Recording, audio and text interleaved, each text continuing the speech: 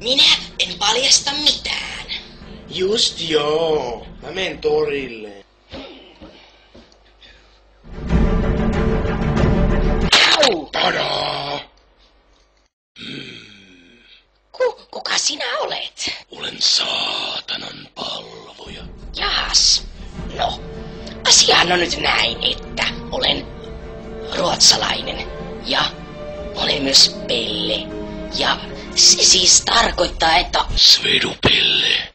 Niin just. Räjättämällä Westsiven pankin saat aikaan biogeneettisen muunnosreaktion Marsussa, joka saa ne puhumaan sujuvaa japania.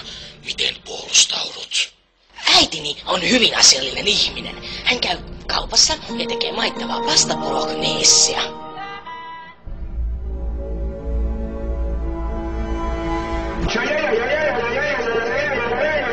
Ime äitisti siellä naamassa, kun on jo muutenkin maidon valkoinen. Tommonen kauhee angsta ja homo pukeutuu tommosiin nahka-asuihin. Hyi. Vitun homo. Vitun homo. Sä sanoit sen jo.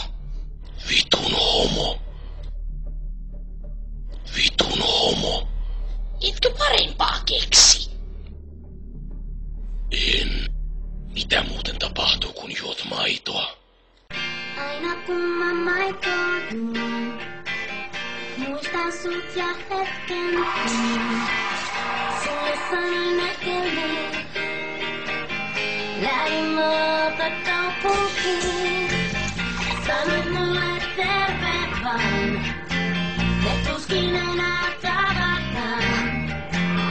Kirjeitä et osaa kirjoittaa, panin maitoa tulemaan. Panin maitoa tulemaan. Vitun homo. Sanoit sen jo.